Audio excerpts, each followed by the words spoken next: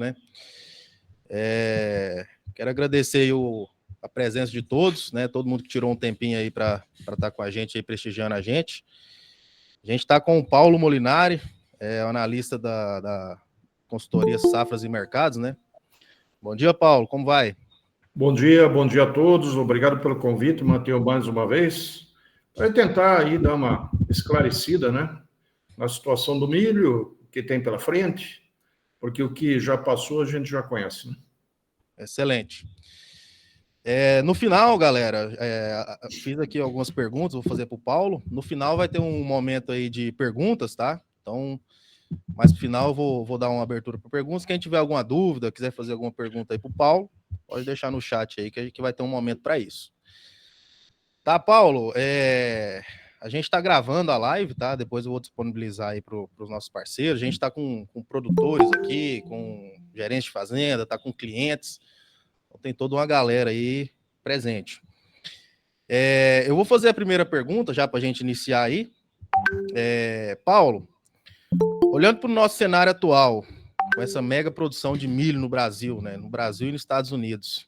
Estados Unidos que vai começar a entrar grão agora, final de setembro, né?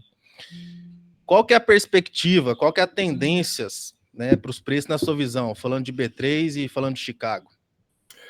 Bom, vamos lá, né, gente? Deixa eu pôr aqui umas figurinhas para a gente se posicionar em termos de números, né? Para a gente não ficar aqui divagando em termos de estatística, né? E a gente precisa sempre se posicionar de uma forma bem realista, tá? Bom, vocês viram aí que a safra americana desse ano é uma safra rara, né? Porque é raro a safra americana ser perfeita, e esse ano nós temos uma safra americana perfeita. Então, depois do segundo maior preço da história, no meio da pandemia, o preço do milho na Bolsa de Chicago está voltando a ser o histórico, né? Qual é o histórico do preço do milho?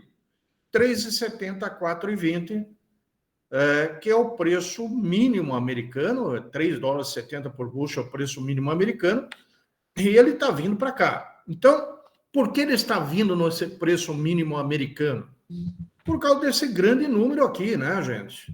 É uma produtividade, uma super produtividade, são 425 milhões de toneladas, e vamos entender, né? Esse número ainda é um número de levantamento de campo, já pesquisado pelos agrônomos do USDA, no mês de agosto. Agora vai ter mais uma revisão, agora no dia 12. Se tiver ajustes um pouquinho para baixo, também não é nada fora do comum, tá, gente? Até janeiro, aí esses números ainda vão ter alguns ajustes, tá?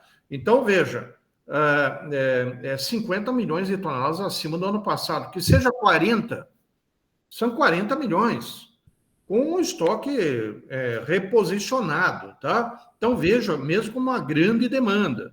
Então, o Chicago, dezembro, que hoje está 4,20, é muito provável que nos próximos dias ele vá procurar de novo o 3,70, só passar esse relatório do dia 12, porque ficou uma divergência, né, entre o dado do Crop Tour, que é privado, com o dado do USDA. O USDA está pondo uma produtividade de 188,8, uma super produtividade, enquanto o Crop Tour pôs 182,7, recorde também, mas muito abaixo do USDA. E aí, a inteligência artificial, os robozinhos, o pessoal de banco que não entende de mercado, eles acabaram vendo essa divergência e achando que o USDA tem que trazer o dado para o número do Crop Tour, e nunca o USDA fez isso, tá? Então, não achem que vai ter grandes cortes de provisão de produção americana.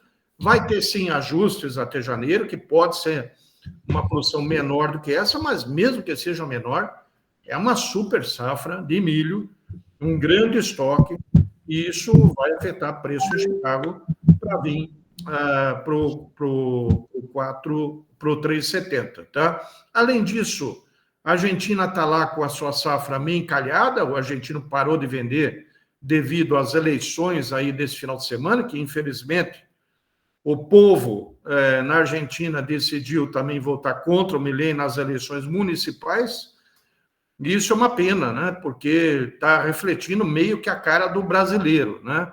O brasileiro não gosta de governo bom, gosta de governo ruim. E parece que isso está acontecendo na Argentina também. A Ucrânia, que é o quarto maior exportador mundial, também está com uma boa safra. Na semana passada, o preço FOB do milho na Ucrânia caiu $20 por tonelada, se equilibrando ao milho brasileiro e argentino, ou seja, a Ucrânia está aí, o quarto maior exportador.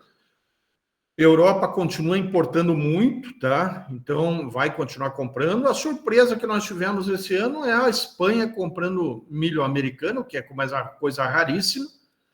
E isso mostra um meio que rompimento da Espanha com as regras da Europa, tá? E a China muito tranquila, mais um recorde de produção, safra normal, comprou um pouquinho aqui de milho brasileiro, vai comprar um pouco de milho ucraniano, quem sabe argentino, para fechar essas 7 milhões aí e some do mercado.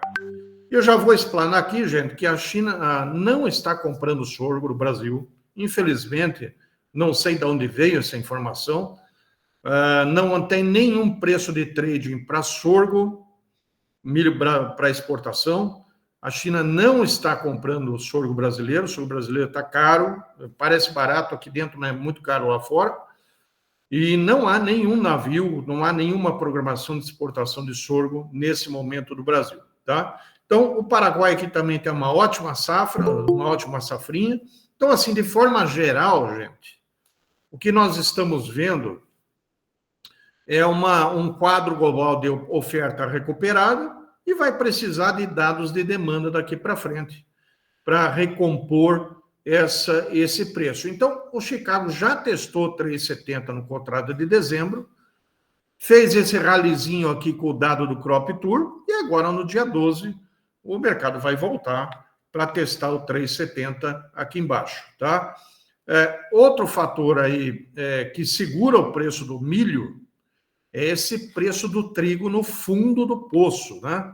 Nós estamos no pior preço do ano, no pior preço do trigo desde antes da pandemia, e sem o trigo subir, gente, não tem muita força para este milho se sustentar em preços mais altos, principalmente acima da média móvel de 50 dias, tá? Então, a gente tem que esperar passar a safra americana, que esse turbilhão de volume, 420 milhões de toneladas, é gigante, tá?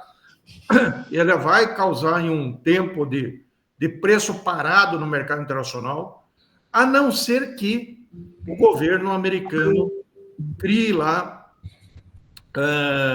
um aumento do mandato de produção de etanol.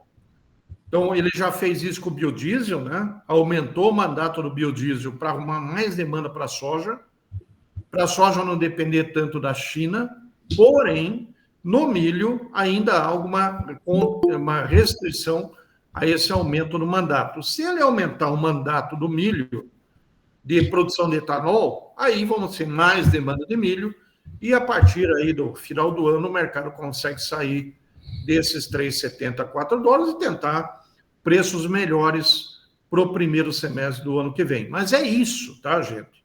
E a gente precisa ser bem realista sobre isso. Então, a consequência para nós é que um Chicago de 4,20 a 4,35, sinceramente, vou ser bem sincero com vocês, eu acho bom esse preço, porque ele deveria já estar encostado no 3,70, nos dá um porto aqui de 66, 68 para Santos, por exemplo, para os embarques agora de setembro, outubro, novembro, dezembro, tá? Então, assim, quando você olha para a B3 no contrato de novembro, está tentando se segurar no 68, e é um preço que está acima do nível de porto. Está acima do mercado interno. O mercado interno de São Paulo hoje é 64, 65 CIF. Então, o contrato de novembro da B3 está muito acima das relações de preços reais de mercado físico. E provavelmente ele vai cair nos próximos dias, esse novembro, com o setembro caindo, procurando esse alinhamento aqui, ok? Próxima pergunta, Matheus. Perfeito, Paulo. A próxima pergunta é focando mais na parte da demanda global. A gente vê em alguns grupos aí, né, algumas consultorias, mandando alguns gráficos aí de risco de falta de milho, falando do mercado global, déficit de milho, né? Quando olha para demanda a nível mundial, o estoque de passagem a nível mundial, existe algum risco, algum déficit de milho? Existe alguma coisa a se preocupar nesse sentido? Desculpe a palavra, Matheus, mas é um besterol total, tá? Não se olha estoque mundial para ver estrangulamento de oferta global. A gente olha para estoque americano, tá? E principalmente chinês. Então não adianta ficar olhando para o estoque global, dizendo que vai faltar milho no mundo. Isso é um besterol, tá? O milho nos próximos 10 anos, como eu tenho dito aqui em várias palestras, vai ser a grande commodity, tá? A demanda crescendo bastante, muita indústria de etanol na China, muita indústria de etanol no Brasil, a Argentina e a Ucrânia são os dois outros grandes produtores. Mas veja, olha o tamanho do estoque americano, gente. Olha a recomposição do estoque da China, safra recorde. Então, assim, não vai faltar milho para ninguém. O preço está na mínima histórica. Olha, esse gráfico aqui diz tudo, gente. Como que alguém fala em falta de milho no mundo se o preço está vindo para a mínima histórica, gente? Chega a ser ridículo, tá? Agora, é claro, né? Se você pegar no longo prazo, próximos 10 anos, essa demanda crescente, seja para o setor animal, seja para o consumo humano, seja para o segmento de etanol, é claro que vai exigir dos 4 produtores mundiais mais produção. Então, isso é bom, isso não é ruim. O produtor, isso é excelente, né? Vai criar um ambiente de preço mais alto. Mas como que alguém escreve um besterol desse, sendo que o preço está vindo para a mínima histórica? Então, o que se escreve não bate com a realidade, né? Isso, infelizmente, leva a muita confusão do ponto de vista do produtor, que fica olhando esse tipo de informação e distorce a conversão de preço. Agora, que tem demanda forte pela frente? Claro que tem. A demanda é sempre crescente. Se a gente pegar aqui a demanda americana, em 5 anos, ela cresceu 30 milhões de toneladas. Se você pegar a demanda chinesa, que está aqui, ó, em 5 anos, ela cresceu 30 milhões de toneladas. Ora, se você pegar os dois maiores, em 5 anos a demanda cresceu 60 milhões de toneladas. A demanda brasileira, em 5 anos, cresceu 10 milhões de toneladas. 70 milhões em 5 anos. Ora, tem que ter alguém que produza isso, né? Então, assim, eu sou muito otimista com o milho para frente. Acho que o milho vai superar a soja em rentabilidade, em demanda, em tudo que precisa, né? E o Brasil precisa realmente alavancar o milho como uma grande alternativa à soja.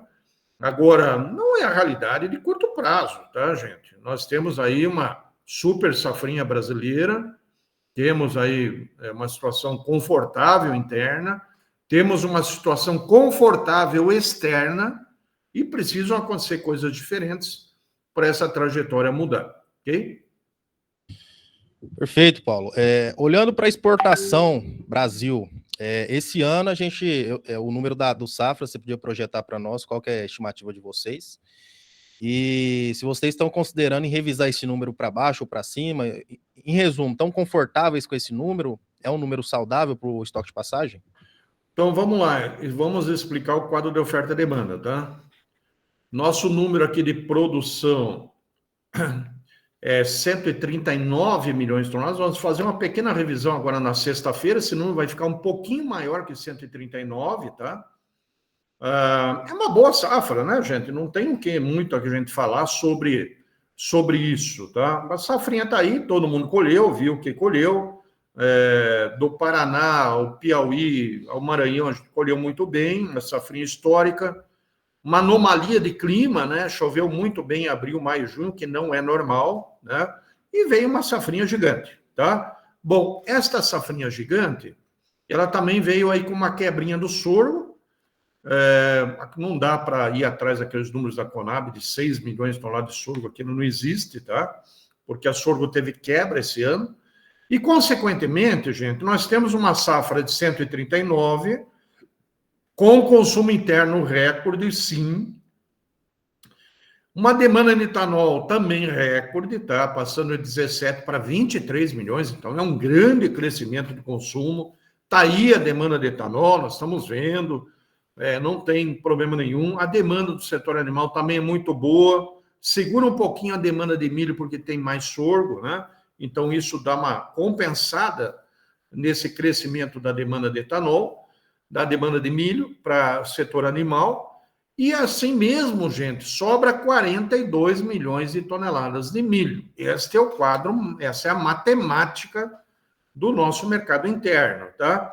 Sobrando 12 milhões para o ano que vem. Então, a gente precisa exportar 42 milhões de toneladas para sobrar 12 para o ano que vem, que seria o melhor estoque de passagem desde 2018, tá? Então, vejam, a exportação de milho, ela está indo muito bem, certo? Não está mal, não. É que tem gente que fica olhando o dado do SECEX. O dado do SECEX está com 12 milhões acumulada no ano, que é um dado que não é que ele está errado, é que ele tem outro critério, é um dado atrasado, certo? Nós já estamos com compromissos nos portos com 21 milhões, quase 22 milhões, tá? O julho foi muito bom para o julho, o agosto está muito bom para o agosto e o setembro está ótimo para setembro. Provavelmente outubro vai repetir o mês de setembro. Excelente, tá?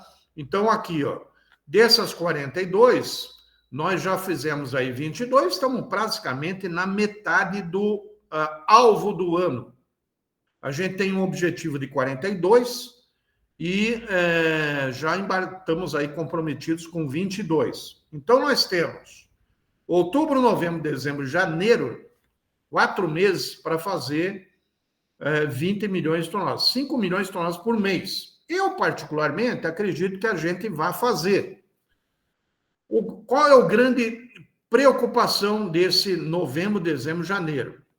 O excesso de retenção pelo produtor, né? Então, veja, quanto menos a gente exportar, se nós não chegarmos nesse 42, vai sobrar mais estoque de passagem. Aí fica mais estoque para o primeiro semestre, gente. E aí a chance do mercado ter valer 80 conto no primeiro semestre, que nem esse ano, fica mais difícil, certo? Então, a chance do mercado subindo forte no primeiro semestre é ter um estoque de passagem mais baixo, mais equivalente, e dar um suporte para preço no primeiro semestre. Então, a exportação está indo bem, não está indo mal, não fiquem olhando o dado do SECEX, que ele é um dado errado. Não é que é um dado errado, ele é um dado atrasado, tá? O setembro está aí com quase 8 milhões na fila, o outubro vai ter quase 7, 8 milhões também, porque agosto, setembro, outubro são meses parecidos. Só que a minha preocupação qual é? Todo mundo está retendo, está tentando pegar R$60 em Goiás hoje, né? R$60 em Goiás, gente, com um porto de 66, 67, 68, não dá exportação. Não sai, vai encalhar, vai ficar no silo bolsa, vai ficar no armazém. Então, não achem que o etanol vai comer tudo isso, porque sobra, certo? Se nós olharmos aqui o quadro de oferta e demanda por estado, né? O Goiás tem uma oferta total esse ano de 17 milhões, tem que exportar 6 milhões de toneladas para sobrar 2 milhões de estoque de passagem. Então, tem que exportar bastante milho de Goiás ainda para dar uma enxugada no mercado. E se vocês querem ver alta, querem ver R$60, tem que sair milho, certo?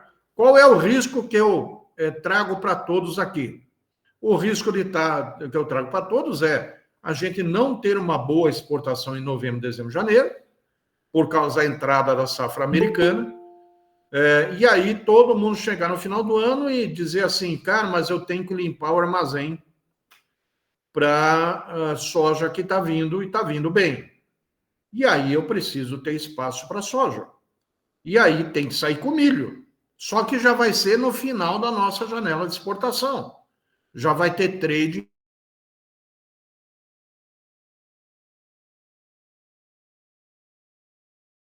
A gente tem que estudar bem esse quadro, gente, porque às vezes o preço que a gente deseja ainda não encaixa com a realidade. Se subir o câmbio, se o câmbio der uma explodida, por causa da lambança do governo brasileiro, né?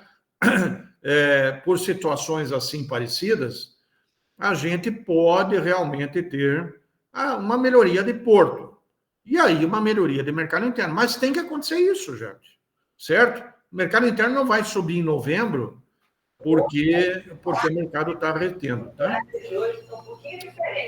Próxima, Matheus. Perfeito, Paulo. A próxima pergunta é justamente sobre o dólar, que você já começou a falar. O dólar é um ponto que vai ajudar muito, né, se subir nos nossos preços. Qual que é o viés do dólar aí daqui para o final do ano, na visão aí do Safra dos Mercados? Bom, vamos lá. O dólar tem dois pilares, tá, Matheus? Tem o ambiente externo, que influencia o nosso real, e o ambiente interno, tá? No ambiente externo, nós temos aí o dólar lá fora nos níveis mais baixos do ano, tá? Então, veja, no dia 17, agora semana que vem, o Banco Central americano vai decidir pelo primeiro corte de juros da era Trump. Porque o desemprego deu uma aumentadinha, se vier a semana que vem a inflação um pouquinho mais controlada, ele vai ter espaço para cortar em 0,25 a taxa de juros americana. E isso pode trazer o câmbio, o dólar, lá fora, para esta faixa aqui do índice de 95 a 98 pontos. Ou seja, dólar mais fraco, outras moedas mais fortes. A moeda chinesa já está se valorizando, tá? Está tendo da banda, na parte baixa da banda, está aí 7,10 por dólar, que é um nível mais baixo aí desde o ano passado. Nível mais alto do yuan desde o ano passado. Então, yuan forte porque o dólar está fraco. E, consequentemente, o real também está ficando mais forte pelo primeiro fator, que é um dólar mais fraco lá fora. Dólar fraco, dólar real forte. E o mercado financeiro brasileiro, ele só está olhando para isso aqui, ó. Ele está ignorando o problema fiscal brasileiro, está ignorando as lambanças fiscais, lambança fiscal, está ignorando os problemas das sanções brasileiras, americanas sobre o Brasil, o problema do STF, né? O mercado financeiro brasileiro está ignorando tudo isso e está olhando somente para isso. O que é isso? A arbitragem. A arbitragem é a diferença entre os juros externos e os juros internos, mais a despesa de fluxo. Então, veja, hoje nós estamos com uma arbitragem de 4,7%. O Brasil paga para atrair capitais 4,7%. Isso paga mais, gente, que um título público americano. Então, é claro que mesmo o dinheiro ruim vê comida e acaba vindo para o Brasil. Então, apesar de tudo o que está acontecendo, ainda tem investidor vindo para o Brasil para tomar um pouco de dinheiro e aproveitar essa rentabilidade muito alta. Também no dia 17, nós teremos aí a reunião do Copom do Brasil. Então, veja, se porventura o Fed reduzir a taxa de juros lá fora em 0,25 e o Copom aqui no Brasil não cortar a taxa de juros, ficar em 15% a Selic, esta arbitragem vai subir para 5%, absurdamente alta, certo? E isto pode levar o câmbio a quebrar os 5,37, que é este suporte aqui que tem no gráfico. Esse suporte aqui é muito importante. É o passo no abismo, tá? Porque se ele quebrar os 5,37, nós vamos para a banda de 5,10 a 5,37. E aí eu vou dizer sinceramente para vocês, o Brasil entra em recessão com um câmbio desse padrão, porque você tem altíssima tributação, custo do dinheiro absurdamente alto e um câmbio valorizado vai travar a economia brasileira. Mas mercado é mercado, fundamento é fundamento, e se este arbitragem for a 5%, nós vamos ter o câmbio aqui embaixo, tá? E é claro que isso vai afetar o preço da soja no porto, o preço do milho no porto, todas as commodities vão ser afetadas por essa sobrevalorização do real. Qual a possibilidade disso não acontecer? Bom, a possibilidade disso acontecer do Galípolo cortar a Selic no dia 17, em 0,25, acompanhando o Fed, aí o mercado fica onde está e se segura o câmbio acima desses 5,37, tá?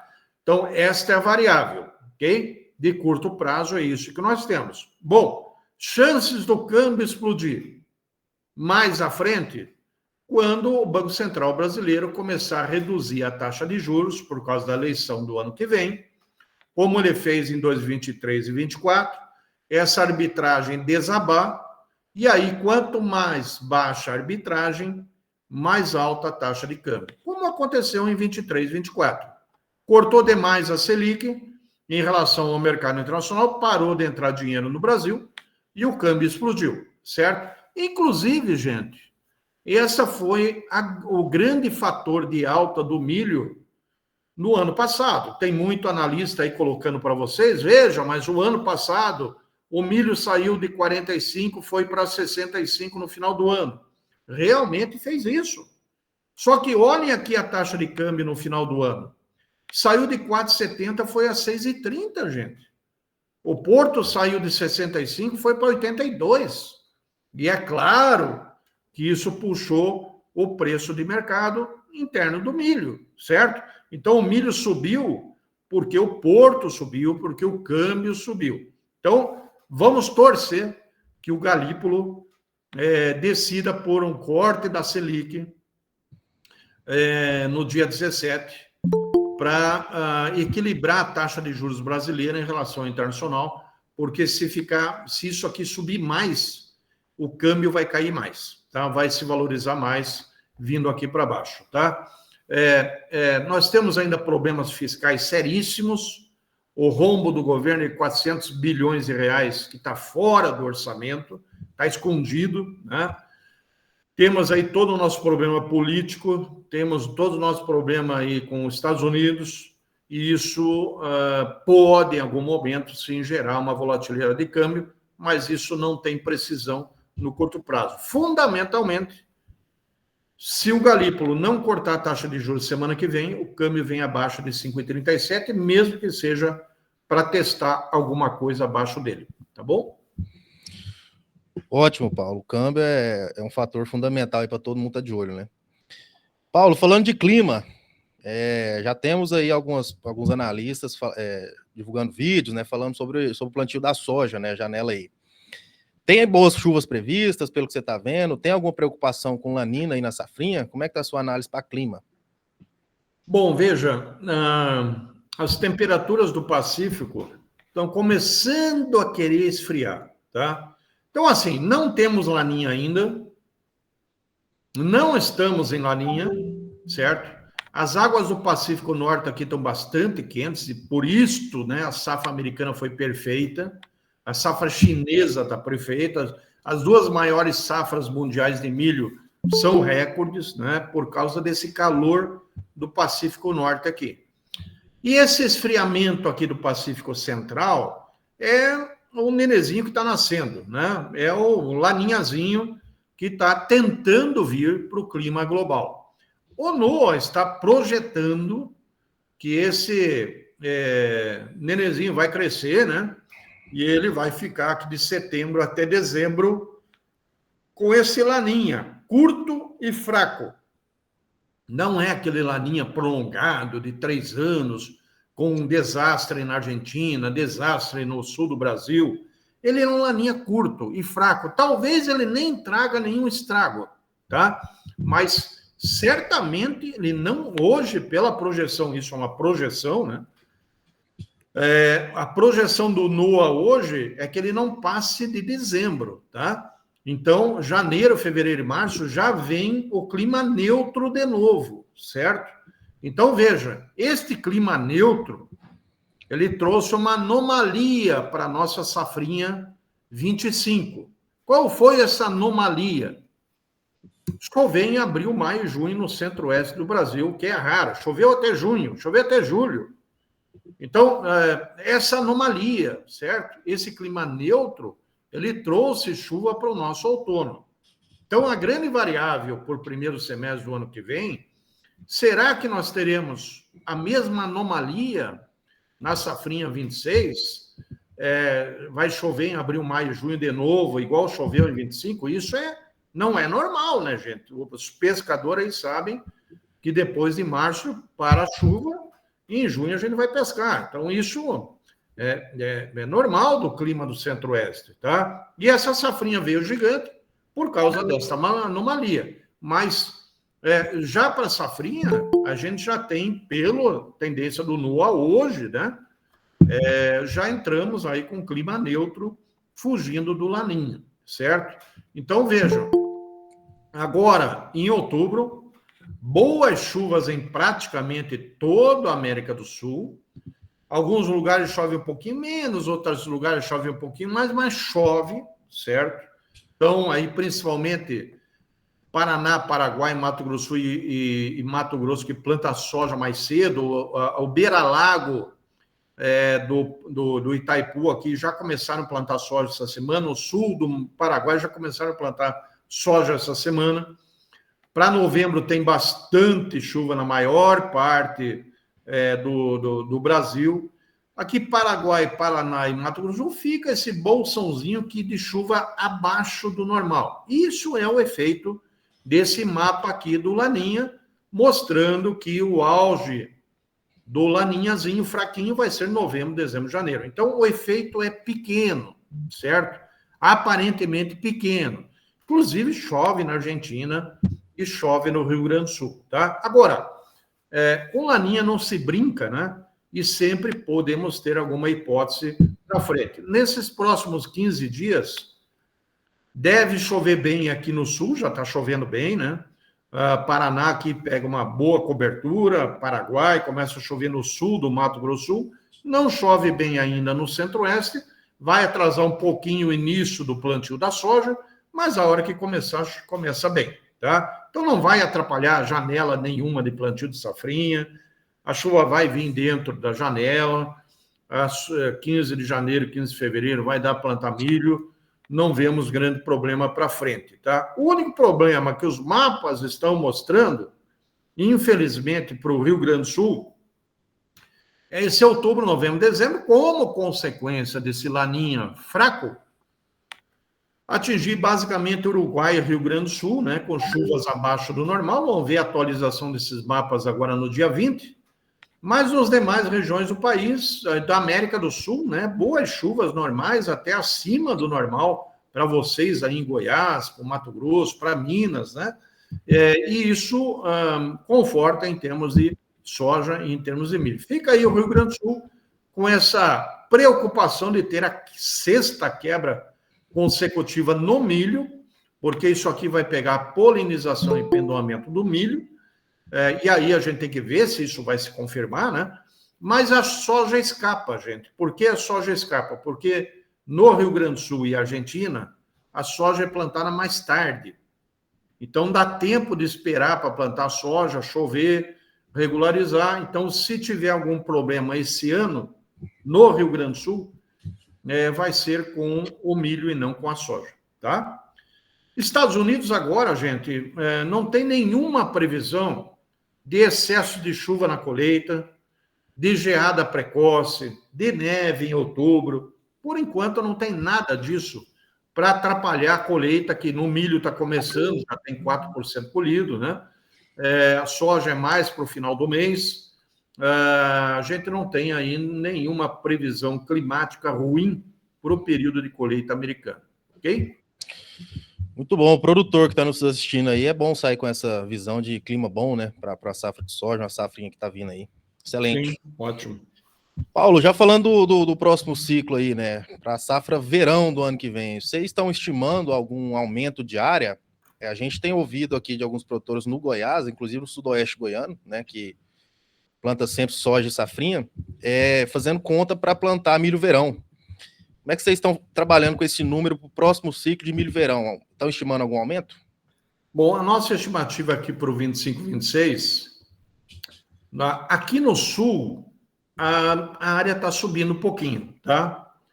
Rio Grande do Sul, Santa Catarina, Paraná, a área realmente está subindo um pouquinho.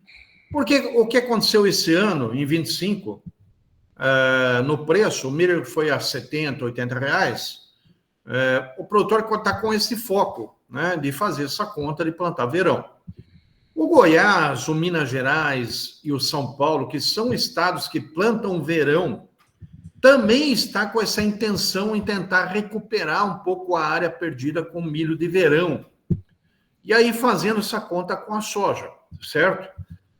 São regiões mais tradicionais para o milho de verão, São Paulo, Minas, partes de Goiás, né? Eu acho que o milho de verão é aquele que dá dinheiro, tá? É aquele que dá rentabilidade, e tem resultado em produtividade, né? Porque o milho é uma lavoura de verão, não de inverno. Então, assim, eu sou 100% favorável ao plantio de verão. E o milho de verão é sempre aquele que traz mais oportunidades para preço, não a safrinha. Safrinha é sempre uma safrinha gigante, sempre tem as pressões de colheita e sempre vai ter aí um preço alinhado a preço de porto. No primeiro semestre, a gente tem sempre um milho que fica acima da exportação pelos fatores regionais internos de abastecimento, tá? Então, eu vejo oportunidade. Só que esses estados, Goiás, Minas e São Paulo, eles dependem muitos produtores dependem do dinheiro do governo, aqueles juros controlados, 7% ao ano, chegarem no banco, ou seja, o custeio oficial chegar no banco.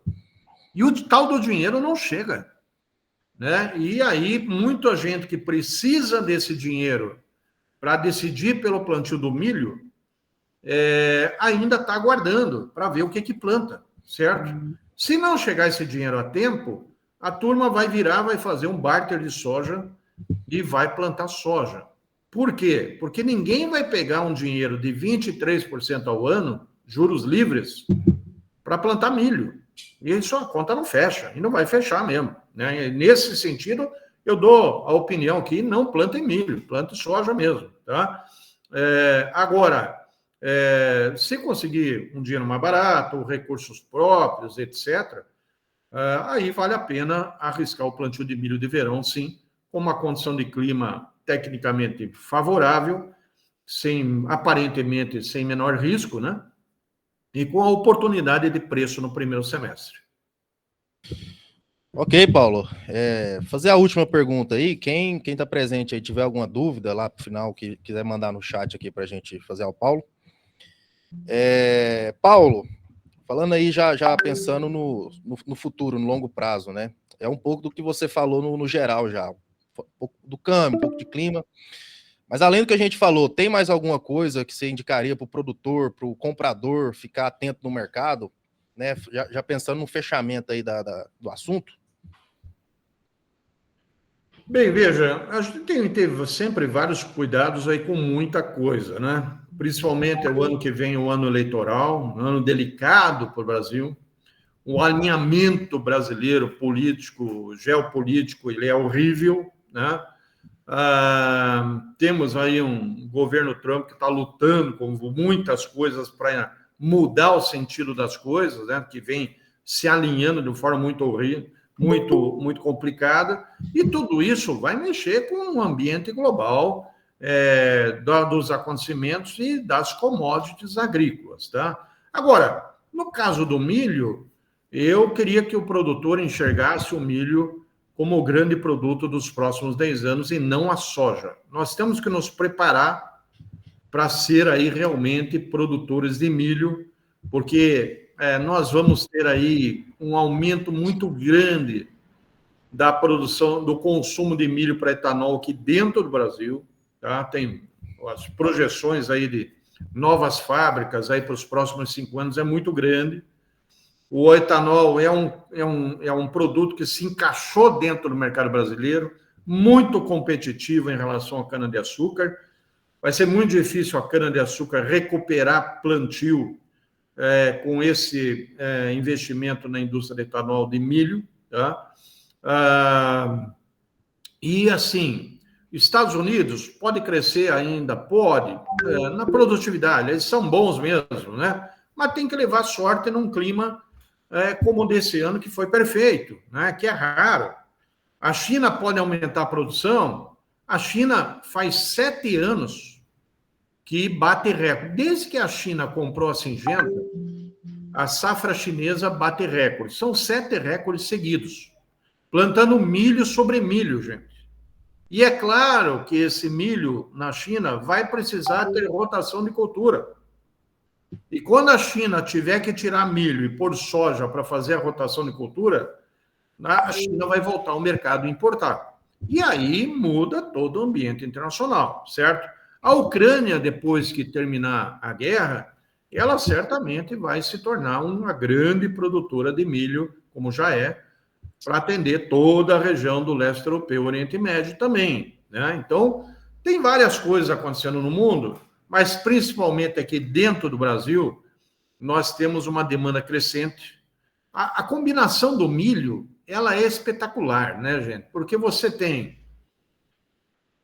2 safras no ano, até 3, né, com a safra do Sergipe agora, que é uma safra extemporânea. Você tem uma demanda interna forte devido ao setor carnes, que cresce todo ano.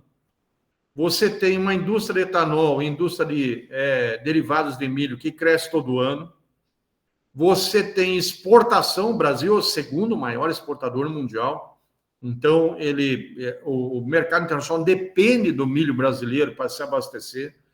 E os acontecimentos são sempre muito voláteis. Então, eu gostaria que a mensagem final é que o produtor entendesse realmente o milho como uma grande alternativa à soja e, quem sabe, até no desenrolar das coisas, até se tornando novamente uma alternativa de plantio de verão, não apenas de safrinha. Tá bom? Ótimo, Paulo. No chat aqui tem 2 perguntas. Vou fazer a primeira aqui do Valdir Silva. Com as usinas de etanol, né, novas usinas, pode haver aumento de plantio de milho na região norte do MT? A pergunta do Valdir Silva. Não. De milho de verão? Não. Milho de verão, não. Milho de safrinha, sim. Ele falou milho em geral. Eu acredito que seja safrinha. Safrinha. Vamos ter, por exemplo, um aumento de área na Bahia, um aumento de área do Piauí. Veja a transformação no Mato Piba. Não tinha basicamente nenhum consumo local, consumo só de confinamento. De repente, a Impasa põe uma fábrica em Balsas, 1.200.000 toneladas, já mudou o mercado local.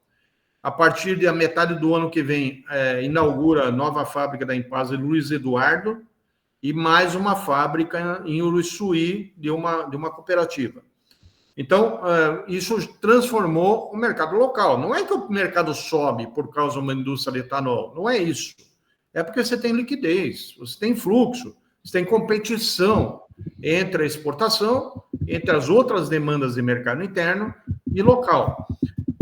Eu acredito que o milho vai crescer em todos os lugares, no Mato Grosso, no Pará, em todos os lugares, não apenas pela indústria de etanol, porque tem uma demanda de exportação, tem uma demanda regional, e quanto mais indústria de etanol surgindo, isso é bom, porque isso motiva o plantio, porque isso dá liquidez, né? Então você já tem hoje boas negociações de milho para safrinha 26, que estão sendo alavancados por 2 segmentos, pela exportação e pelo mercado de etanol. Então, isso dá volatilidade, dá mercado, e eu acredito sim que em qualquer lugar do Mato Grosso, o milho vai ter expansão diária na safrinha, sim. Perfeito. Pergunta aqui do Guilherme Monteiro. Fertilizante vai se adequar ao preço do grão? Eu acredito que esteja falando do fósforo, né? Você tem alguma resposta? Fósforo não. Fósforo e potássio, gente, tem 2 fatores fundamentais importantes, tá? O fósforo é basicamente a China que atende muito. A China trancou a exportação de fósforo, limitou a exportação de fósforo para ela usar dentro da agricultura dela e não exportar. Então, assim, o fósforo vai ser muito difícil se adequar ao preço de antigamente, a não ser que a China volte a exportar. Aí é outra variável. O fósforo não é isso que está aí e se acostume com ele, tá? O potássio é a mesma coisa, fechou mina no Canadá. E isso fica difícil você recuperar sem novas minas, sendo que o Canadá é o grande exportador, tá? Então, assim, a única commodity, parte mais volátil que a gente pode entender é o KCl, que vem lá da Bielorrússia, né? E de repente, terminando a guerra lá na Ucrânia, vai passar mais KCl pelos portos da Rússia e da Ucrânia, e aí o mercado pode ter uma acomodação. E a ureia, né, com o petróleo caindo mais de preço, pode ser que a ureia tenha mais queda de preço daqui para frente, se não houver mais sanções à Rússia daqui para frente. Ok? Ok. O Edmarco perguntou sobre o aumento na área de verão, a gente já falou, né? Edmarco, depois eu vou... A live é gravada, eu vou enviar para cada um depois aí todo o conteúdo. A última pergunta aí, o Gladson. 80% do milho é safrinha, ou seja, o crescimento da produção vem na esteira da soja, devido à rentabilidade. Fazer safra verão é menos rentável. Como aumentar essa produção? Eu não acredito que seja não acredito que seja menos rentável para o milho, não. Eu acredito que ela tem uma competição com a soja. Por que a soja é a soja? A soja é a soja porque tem o barter, tem a liquidez, tem o giro. Se você quiser fazer um milho de verão hoje, você vai encontrar pouca liquidez de comercialização. Nenhuma indústria quer botar um preço de R$70 em Goiás para março. E aí, isso não dá o giro.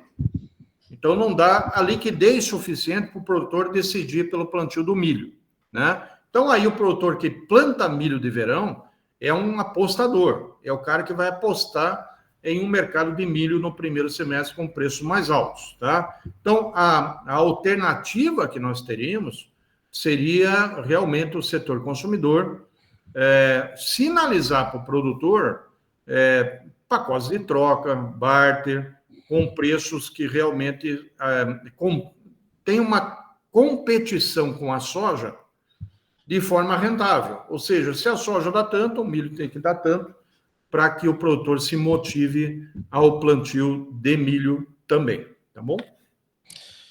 Excelente, Paulo. Vamos encerrar aí. Acho que deu um tempo muito bom, né? 50 minutos. Paulo, agradecer aí novamente pela prestigiedade sempre, né? Por estar nos atendendo mais essa chamada aí. Agradecer pela sua sinceridade nas respostas, objetividade, né? A gente gosta muito disso. A gente não gosta de perguntar, eu não sei, eu penso, eu acho. Não, meus pensamentos é esse, minha análise é essa, e é isso que eu tenho para falar. A gente gosta muito disso, tá? Aqui no Safras Mercado nós temos essa característica, né? Nós temos aí 50 anos, né? Eu tenho 36 de Safras e Mercado, e a gente está se mantendo há 50 anos por sempre ser, assim, bem sincero para os produtores, para não trazer ilusão, para coisas aí que realmente fuxam da realidade dos preços de mercado.